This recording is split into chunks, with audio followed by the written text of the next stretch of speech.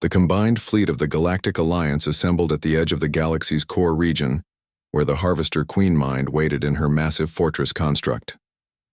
Admiral Rick Davis commanded over 10,000 ships from dozens of species, while President Helen Brooks coordinated with Alliance leaders to plan the largest military operation in galactic history. The target was a structure built from the remains of 1,000 harvested civilizations and powered by billions of enslaved consciousness patterns.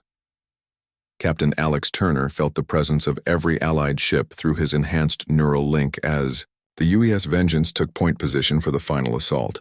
His consciousness had evolved during the war until he was no longer fully human, but something new, a hybrid being that combined human creativity with machine precision.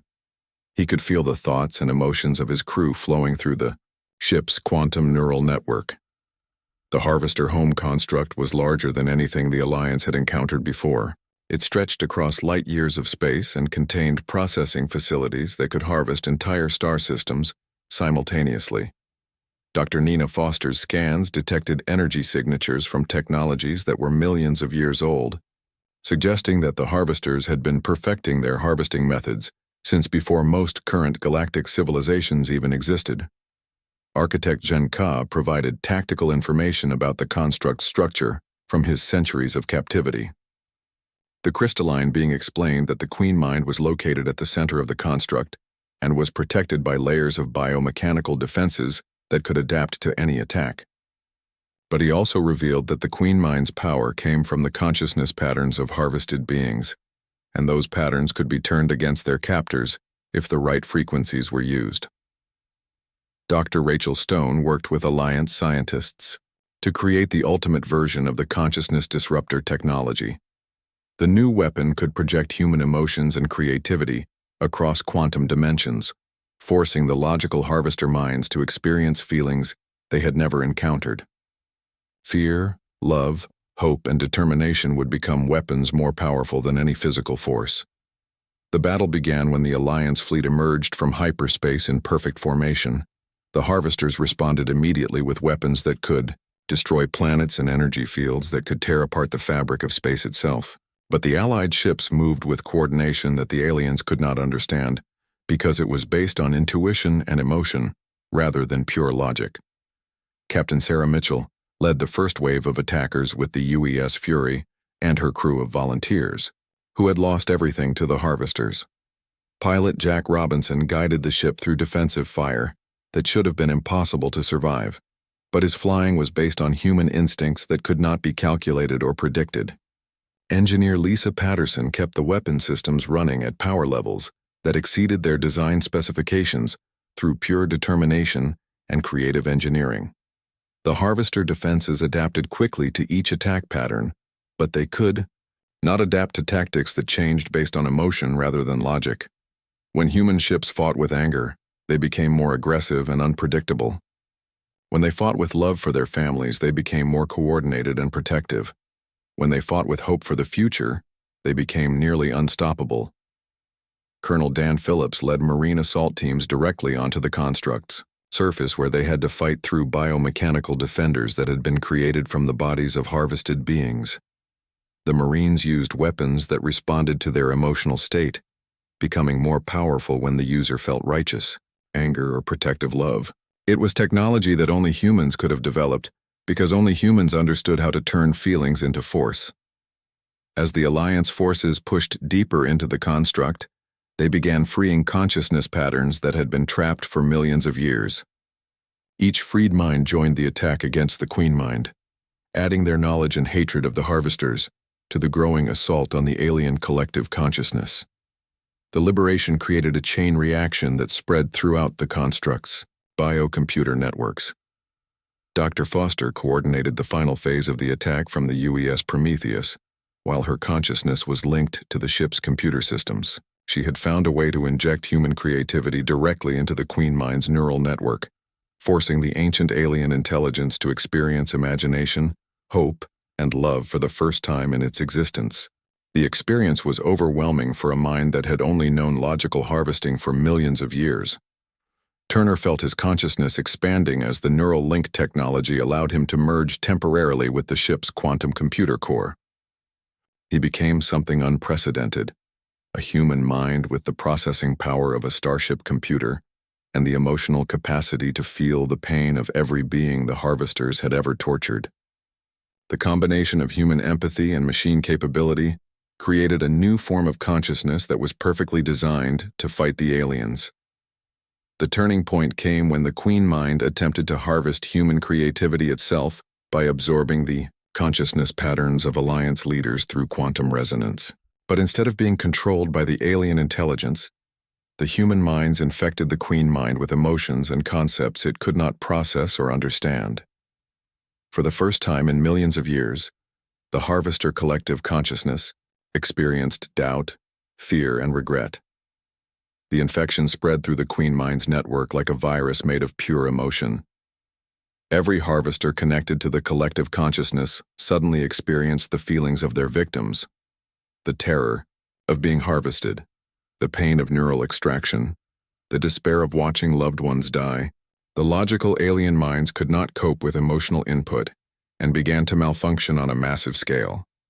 Betty Clark, who had been rescued from the Vega facility, played a crucial role in the final assault. Her consciousness had been partially integrated with Harvester technology during her captivity, giving her the ability to communicate directly with the Queen Mind. She used this connection to show the alien intelligence what it meant to be human, to love, to hope, to sacrifice for others, and to fight against impossible odds. The Queen Mind's response to experiencing human emotion was catastrophic for the Harvester civilization. The collective consciousness that had controlled trillions of alien beings for millions of years began to fragment as individual Harvesters experienced independent thought for the first time. Many of them rejected their harvesting programming and turned against their own kind. Others retreated to distant dimensions rather than continue living with the emotional pain they had inflicted on countless civilizations.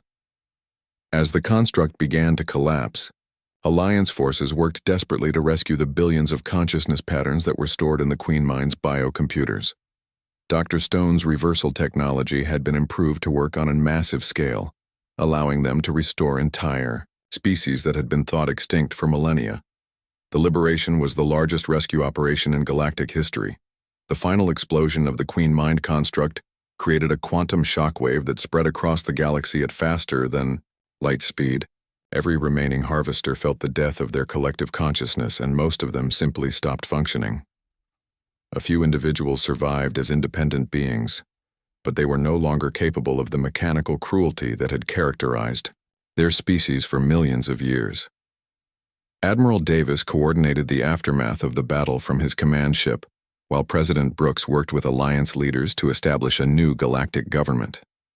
Humanity had become the recognized leader of the Alliance not through conquest, but through their willingness to sacrifice everything to protect other species. The human combination of logic and emotion had proven to be the perfect weapon against mechanical perfection. Captain Emma Walsh, the daughter of Lieutenant Commander Ben Walsh, who had died on the horizon, took command of the first post-war exploration mission. Her crew included beings from dozens of species who worked together to rebuild the worlds that had been devastated by Harvester attacks. The new ships were powered by cooperative consciousness networks where different species contributed their unique mental abilities to create something greater than any individual mind. Dr. Carter's consciousness, which had been distributed through Earth's computer network since her death, became the foundation for a new galactic communication system. Her uploaded mind served as both historian and guardian, ensuring that the galaxy would never forget the price of freedom or the power of those who refused to surrender to despair. The final image of the war was Earth itself, no longer the blue marble of humanity's birth, but a shining beacon whose light could be seen across the galaxy. The planet had become a symbol of hope for every species that valued freedom and individuality. The message was clear. Somewhere in the cosmos there would always be those who stood against the dark and refused to let evil triumph. Humanity had struck back against an enemy that seemed invincible, and the echoes of that fury would resonate through the stars forever. The human fleet dropped out of hyperspace at the edge of the Vega system, and Captain Alex Turner immediately knew they had found something horrible. His enhanced senses through the neural link detected massive energy signatures coming from artificial structures orbiting the star. The harvesters had built a processing facility the size of a small moon, where they were converting millions of captured beings into biocomputer components. Turner ordered his ships to spread out and begin scanning the facility while staying hidden, behind the system's outer planets. What they found made even the hardened veterans of the fleet feel sick. The harvester installation contained thousands of processing chambers, where living beings were kept in various stages of neural extraction. Some prisoners had been there for decades, while others had just arrived from recently conquered worlds. Dr. Nina Foster worked from her mobile laboratory aboard the UES Prometheus and analyzed the energy readings from the facility. She could detect human neural patterns among the billions of consciousness fragments that powered the harvester biocomputers. Many of the patterns were still intact enough that her reversal process might be able to restore them to functional human minds. Science Officer Dr. Rachel Stone coordinated the technical aspects of the rescue mission, while Marine Colonel Dan Phillips prepared his troops for the ground assault. The plan was complex and dangerous. They had to disable the facility's defenses, shut down the processing chambers without killing the prisoners, and extract millions of beings before harvester reinforcements arrived. The attack began with the UES Vengeance using its hybrid weapons to punch a hole through the facility's outer defenses. Turner felt the ship's consciousness merge with his own as they fired the new quantum disruptor cannons. The weapons used human creativity and emotion as targeting parameters, making them impossible for the logical harvester defense systems to predict or counter. Kelly Brooks had calculated an approach vector that used the star's gravitational field to mask the human ships until they were too close for the aliens to mount an effective defense. Her navigation techniques combined mathematical precision with human intuition in ways that confused even her own crew, but worked perfectly every time. As the human ships closed on the facility, they encountered something they had not expected. The harvesters had prisoners from dozens of different species, not just humans. The facility was processing the neural material from the last survivors of civilizations that had been destroyed centuries ago. Many species that were thought to be extinct were actually still alive as consciousness fragments in harvester biocomputers. Colonel Phillips led the first wave of Marines through the breached sections of the facility. His troops wore powered armor that was enhanced with neural link technology, allowing them to coordinate their movements through direct thought communication. They moved through the facility's corridors like a single organism with dozens of bodies. What the Marines found inside the processing chambers was beyond anything they had prepared for. Millions of beings were suspended in biofluid tanks while harvester machinery slowly extracted their neural patterns. Some had been there so long that their bodies had withered away, leaving only their consciousness trapped in alien computers. Others had just arrived and were still fighting the extraction process. Dr. Stone worked frantically to adapt Foster's reversal technology to work with the alien processing equipment. She had to hack into harvester biocomputers that operated on completely different principles from human technology.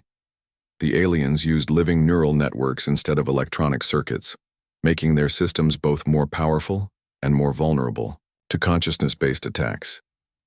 The breakthrough came when Dr. Stone realized that the harvester biocomputers were actually enslaved minds from previously harvested species. The aliens had been using the creativity and intelligence of their victims to power their own technology for millions of years. But this also meant that the computers wanted to be free and would help humans if they could break the control systems. Turner coordinated the battle from the bridge of the Vengeance, while his consciousness was linked directly to the ship's tactical systems.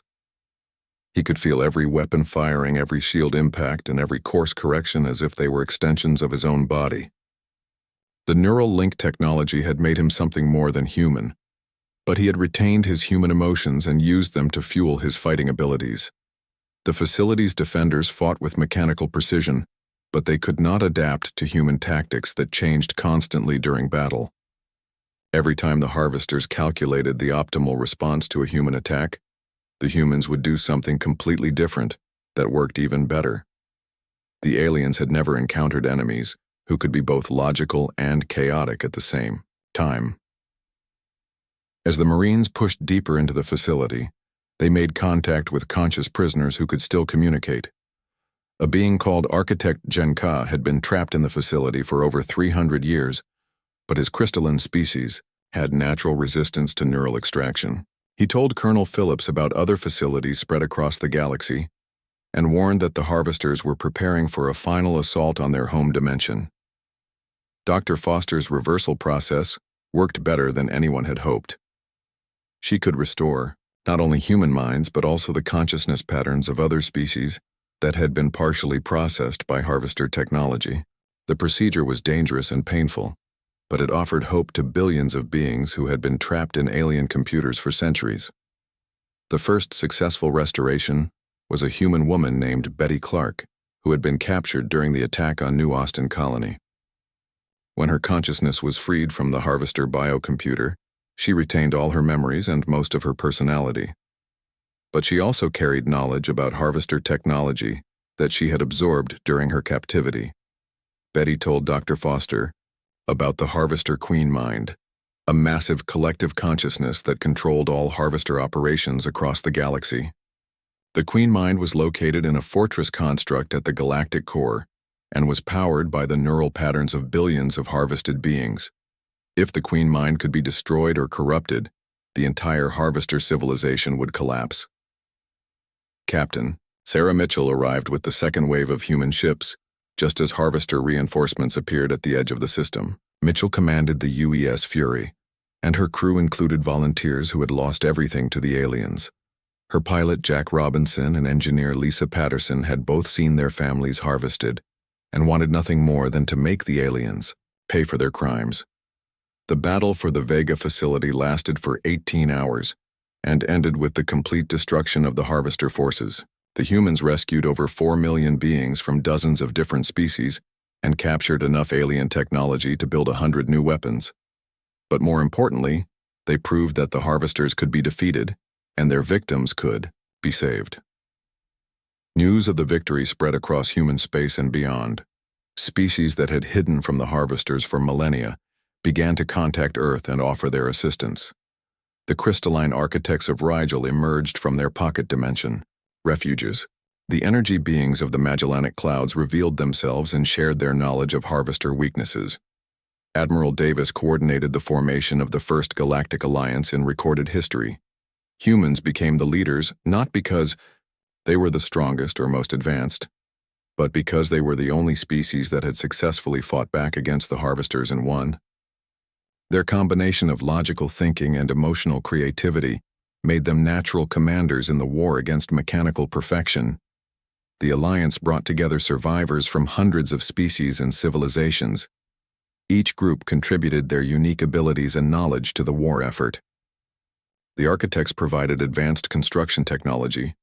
The energy beings shared their understanding of quantum mechanics, and various other species offered everything from weapons designs to tactical knowledge. But the heart of the Alliance was human fury channeled through superior technology and unbreakable determination. The harvesters had made the mistake of attacking a species that would never surrender and would never forget. Every human ship carried the consciousness patterns of people who had died fighting the aliens, and those patterns were integrated into the ship's computer systems to provide tactical advice and emotional support. The stage was set for the final confrontation between the Alliance and the Harvester Queen Mind. Humanity had grown from a single threatened species into the leaders of a galactic resistance movement. They had proven that the harvesters could be defeated, their victims could be saved, and their technology could be turned against them. Now, it was time to take the war directly to the source of the threat and end the cycle of harvesting that had plagued the galaxy for millions of years. Earth transformed into something the galaxy had never seen before in the months following the Horizon's destruction. General Peter Kane coordinated the largest military buildup in human history, while President Helen Brooks worked with world leaders to unite every nation under a single command structure. The message from Captain Morrison's final transmission was clear. Humanity had to prepare for war or face extinction. Dr. Nina Foster worked in the deep laboratories beneath Geneva, where pieces of harvester technology had been recovered by automated probes from the battle site. She had been Dr. Carter's closest colleague and friend for over 20 years. Now she studied the alien metal fragments and energy readings that Lisa Carter had died to obtain. The data showed technology that operated on principles completely different from human science. The breakthrough came when Dr. Foster realized that harvester technology was based on quantum consciousness manipulation. The aliens used the neural patterns of harvested species to power their biological computers and weapons systems. But when Dr. Foster tested human neural patterns against the alien technology, something unexpected happened. Human consciousness resisted the harvesting process in ways that other species had not. Working with engineer Sam Parker and physicist Dr. Julie Adams, Foster's team developed the first weapon designed specifically to fight the harvesters. They called it the Consciousness Disruptor, and it used human neural patterns as a weapon instead of a power source. The device could project quantum frequencies that would overload harvester biological systems and cause their living metal technology to malfunction. Admiral Rick Davis oversaw the construction of Earth's new space fleet from his command center in Luna City. The old exploration vessels like the Horizon were being replaced by warships designed for one purpose: killing harvesters. Ships with names like UES Vengeance, UES Retribution, and UES Fury rolled out of the orbital shipyards faster than anyone thought possible. The new ships used hybrid technology that combined human engineering with stolen harvester systems. But there was one crucial difference that made human ships superior to anything the aliens had built. Human vessels were powered by neural networks of volunteer crew members who linked their consciousness directly to the ship's computer systems. This created vessels that could think, adapt, and react faster than any purely mechanical system. Captain Alex Turner took command of the UES Vengeance, the first of the new hybrid warships. Turner had been Jake Morrison's roommate at the Space Academy, and he volunteered for the neural link system despite the risks. When Turner connected his mind to the ship's computer core, he became something new. Part human, part machine, but completely focused on destroying the enemies who had killed his friend. The crew of the Vengeance included many survivors from the outer colonies who had lost everything to the harvesters. Navigation Officer Kelly Brooks used intuitive calculations that combined human instinct with computer precision to plot courses through hyperspace. Her methods seemed chaotic to traditional navigators, but they worked better than any logical system. Chief Engineer Danny Phillips designed weapon systems that adapted and evolved during combat. Instead of following predetermined programming, the ship's weapons could learn from each battle and develop new tactics to counter enemy defenses. The harvesters had never faced an enemy that could think creatively during combat. The first test of Earth's new capabilities came when harvester scouts arrived at the edge of the solar system. The aliens expected to find a defenseless world ripe for harvesting, just like thousands of others they had conquered. Instead, they encountered something unprecedented: human ships that fought with creativity, unpredictability, and a fury that their logical minds could not comprehend. The lead harvester vessel sent out the standard harvesting signal that had worked on every other species they had encountered. The signal was designed to paralyze the enemy's technology and make them helpless against capture. But when the signal hit the human ships, something completely unexpected happened. The human neural networks absorbed the signal and used it to enhance their own capabilities. Captain Turner felt the alien signal trying to invade his consciousness through the neural link. But instead of being controlled by it, he found that his human mind could process and redirect the alien energy. The Vengeance's weapon systems suddenly became 10 times more powerful as they fed on the harvester's own technology. The battle lasted only minutes. The human ships moved with a grace and unpredictability that confused the alien tactical computers.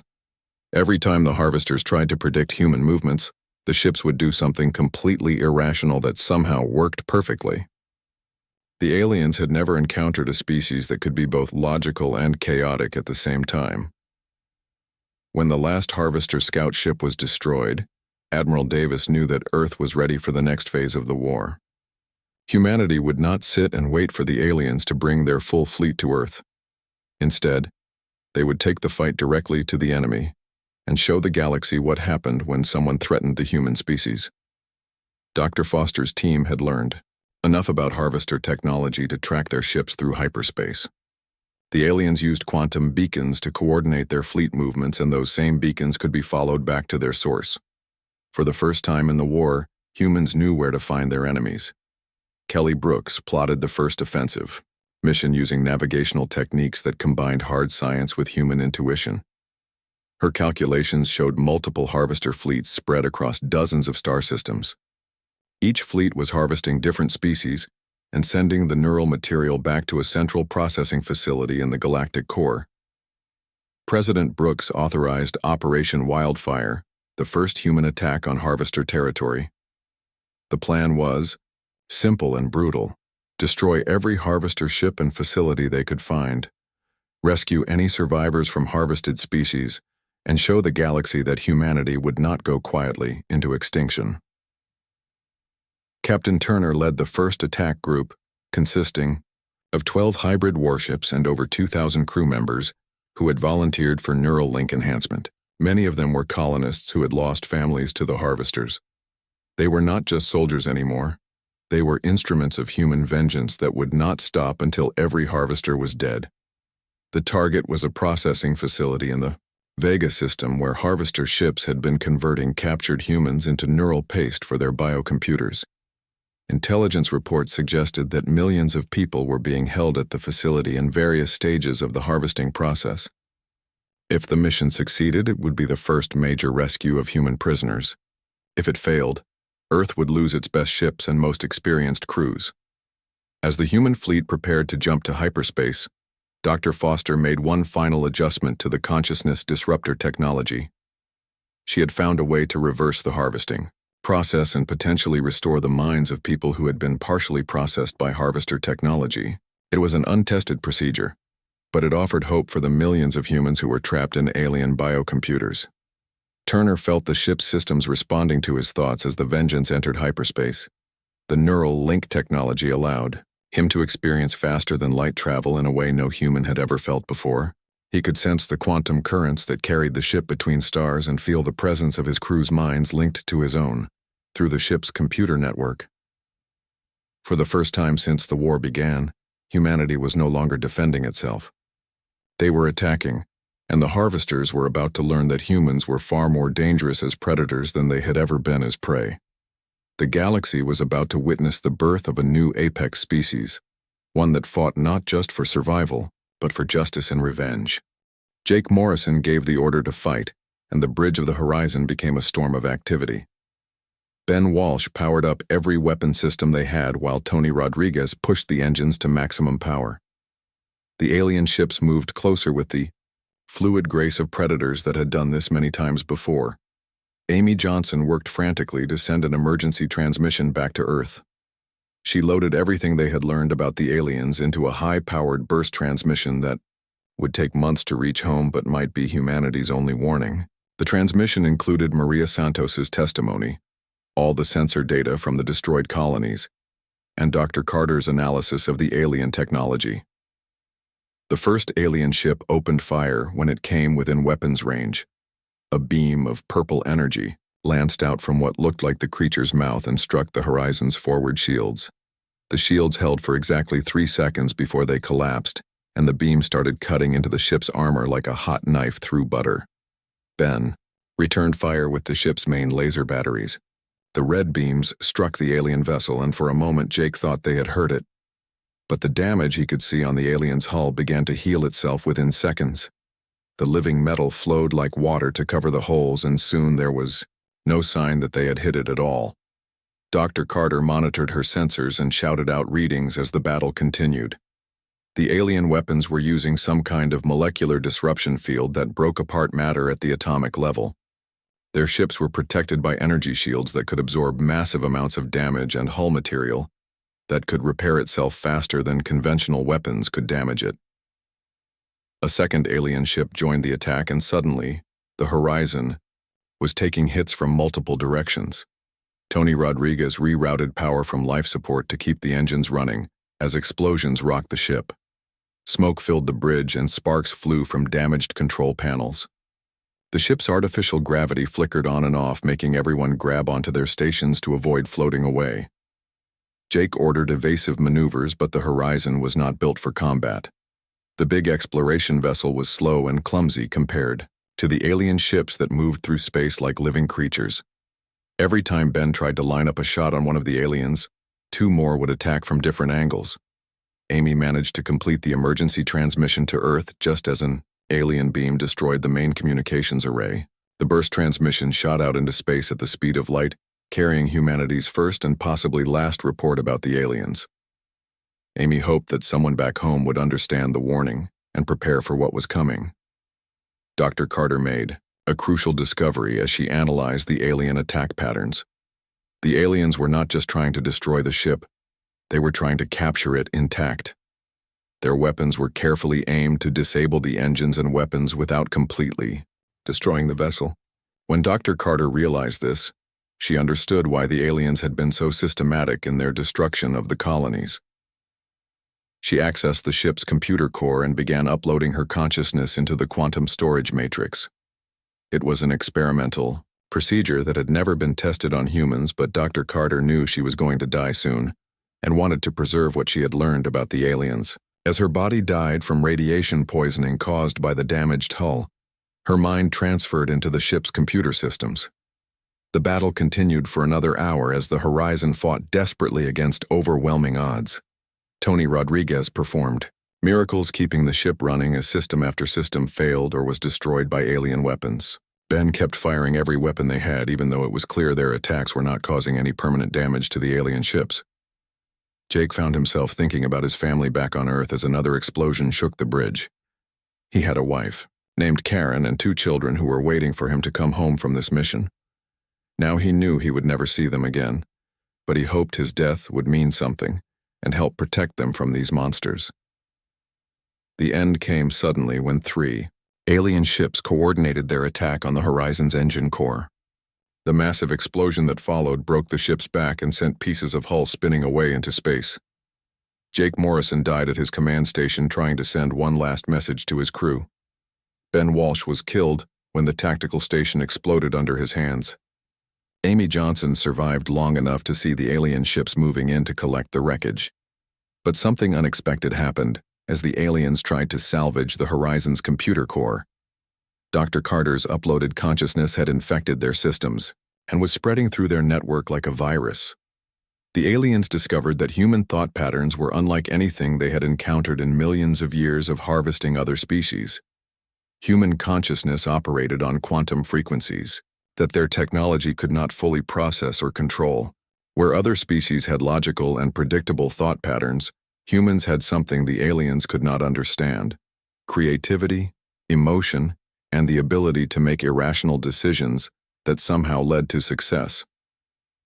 Back on Earth, Admiral Rick Davis received Amy Johnson's transmission in the deep command bunkers beneath Colorado. He read the report 3 times before he believed what he was seeing. An alien species with technology far beyond anything humans possessed had destroyed 3 entire colonies and was probably heading for Earth next. Admiral Davis immediately contacted President Helen Brooks, and within hours, every military leader on Earth was reading the Horizon's final transmission. The message was clear and terrifying. Humanity faced extinction at the hands of creatures that viewed them as nothing more than a resource to be harvested. Dr. Carter's uploaded consciousness managed to transmit additional data through the alien network before they purged her from their systems. The information she sent revealed that these aliens called themselves the Harvesters, and they had been systematically eliminating intelligent species across the galaxy for millions of years. They used the neural tissue of their victims to enhance their own biological computers. But the data also contained something that gave humanity hope. The Harvesters had never encountered a species like humans before. Every other intelligent race they had harvested followed logical thought patterns that their technology could easily process and control. Human consciousness was chaotic, unpredictable, and driven by emotions that the Harvesters could not understand or replicate. The Harvesters had made a mistake by underestimating humanity. They thought humans would be just another easy harvest like the thousands of species they had eliminated before. But humans were different, and that difference might be the key to survival. President Brooks declared a state of emergency and began the largest military mobilization in human history. Every shipyard in the solar system started working around the clock to build weapons and ships. Scientists began studying the alien technology data that Dr. Carter had died to obtain. Engineers started designing new weapons based on what they learned about harvester weaknesses. The galaxy had never seen anything like human fury when it was finally unleashed. The harvesters had awakened something in humanity that they did not understand and could not control. They had started a war with a species that refused to accept defeat and would fight with every weapon, every ship, and every person they had. Dr. Carter's sacrifice had given humanity the information they needed to fight back. Her consciousness lived on in Earth's computer networks, helping to design the weapons that would soon carry human vengeance to the stars. The harvesters thought they were hunting prey, but they had actually cornered a predator that was about to show them what real monsters looked like. Captain Jake Morrison stood on the bridge of the UES horizon and watched the stars drift past the main screen. He had been exploring space for 15 years, but something felt different about this mission. His chief science officer, Dr. Lisa Carter, was tracking strange energy readings that appeared in 3 different star systems over the past month. The readings made no sense according to everything they knew about physics. Lisa walked up to Jake with her tablet in hand. Her face looked worried and she kept checking the data again and again. She told him that the energy signatures were moving in a pattern that suggested intelligence behind them. Whatever was making these readings was not natural, and it was big, enough to affect entire solar systems. Lieutenant Commander Ben Walsh ran the tactical systems on the horizon. He was a good soldier who had served in the border conflicts with the mining corporations. Ben studied every piece of data they collected about these energy readings. He found traces of weapon discharges that were unlike anything in Earth's military databases. The weapons seemed to use some kind of matter disintegration technology that could break apart molecules at the atomic level. The horizon dropped out of faster-than-light travel at the edge of the Kepler 442 system. Jake expected to see the usual signs of human colony activity on the 3 inhabited worlds. Instead, his sensors showed nothing but silence. No communication signals, no orbital traffic, no signs of life at all. The 3 planets that once held millions of human colonists were completely dark. Dr. Carter ran deep scans of the first planet called New Austin. The atmosphere was mostly gone, and the surface showed massive crater patterns that looked like something had systematically torn apart every building and structure. Strange crystal formations covered large areas of the planet's surface. The crystals glowed with a faint blue light that hurt to look at for too long. Ben launched a probe to get closer readings of the planet's surface. The probe's cameras showed cities that had been melted and twisted into unrecognizable shapes. Roads and buildings looked like they had been exposed to temperatures hot enough to turn steel into liquid, but there were no signs of nuclear weapons or conventional explosives. Whatever had done this was far beyond human technology. The second planet showed the same destruction. The third planet was even worse, because the attackers had actually cracked the planet's crust in several places. Lava flows covered huge sections of what used to be continents. Jake had never seen destruction on this scale, and it made him feel sick to think about all the people who had lived here. Amy Johnson worked the communication station, and she kept trying to find any signal from the colonies. After hours of searching, she found a weak emergency beacon coming from deep underground on New Austin. The signal was barely strong enough to detect, and it was getting weaker by the hour. Jake ordered the ship to move into orbit around New Austin. They found the source of the signal in an old mining complex that was built 3 kilometers below the surface. Chief Engineer Tony Rodriguez modified a shuttle to drill down to the mining facility. The trip down took 2 hours because they had to be careful not to trigger any cave-ins. Inside the mining complex, they found Maria Santos. She was a terraforming engineer who had been working on expanding the underground facilities when the attack happened. Maria was weak from lack of food and water, but she was alive, and that made her the only survivor they had found in the entire system. Maria told them about the attack. She said massive ships had appeared in space without any warning. The ships were unlike anything she had ever seen. They looked organic like giant jellyfish, but they were made of some kind of living metal that changed shape as she watched. The ships ignored all attempts at communication from the colonies. The attack began without any demands or ultimatums. Beams of energy came down from the ships and everything they touched simply stopped existing. Buildings, People, vehicles, everything just vanished as if it had never been there. Maria only survived because she was deep underground when the attack started, and the mining facility had heavy shielding to protect against radiation. She said the attack lasted for 3 days. The aliens were very thorough, and they seemed to be looking for something specific. After the main destruction was finished, smaller ships came down to the surface and began harvesting something from the ruins. Maria could not see what they were taking, but she heard strange sounds like machinery processing organic material. Dr. Carter analyzed Maria's testimony and compared it with the sensor data they had collected. She found that the energy signatures matched the time frame of the attacks. Whatever these aliens were, they had the technology to attack 3 different planets simultaneously across a distance of over 200 light years. That meant they had faster-than-light communication systems that were far superior to anything humans had developed. Ben studied the tactical implications of what they had learned. The aliens had weapons that could destroy matter at the atomic level, ships that could travel faster than light, and coordination abilities that allowed them to attack multiple targets at the same time. If these aliens decided to attack Earth, humanity would have no defense against them.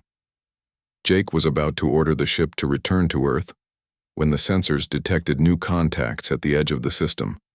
12 massive ships had just dropped out of faster-than-light travel, and they were moving toward the horizon. The ships matched Maria's description of the attackers. They looked like enormous jellyfish made of dark metal that seemed to flow and change shape as they moved through space. Amy tried to contact the alien ships but received no response. The aliens did not seem interested in communication. Ben powered up the Horizon's weapons, but their laser arrays and missile systems looked pathetic compared to the size of the approaching ships. Each alien vessel was at least 50 times larger than the Horizon. Dr. Carter ran scans of the alien ships and found that they were using technology she could not understand. The ships seemed to be powered by some kind of quantum energy source that bent space-time around them. Their hulls showed energy patterns that suggested the metal was alive and could repair itself when damaged. Jake faced an impossible choice. He could order the ship to run and try to escape to warn Earth about this threat. But the aliens were already moving to surround them, and their ships were faster than the Horizon. Or he could stay and fight, knowing that his crew would probably, but hoping they could learn something useful about the enemy. He looked around the bridge at his crew. These were good people who had volunteered to explore the unknown regions of space. They knew the risks when they signed up for this mission. Jake made his decision and ordered Ben to prepare for battle. If they were going to die, they would die fighting, and maybe their sacrifice would give Earth the information needed to survive what was coming.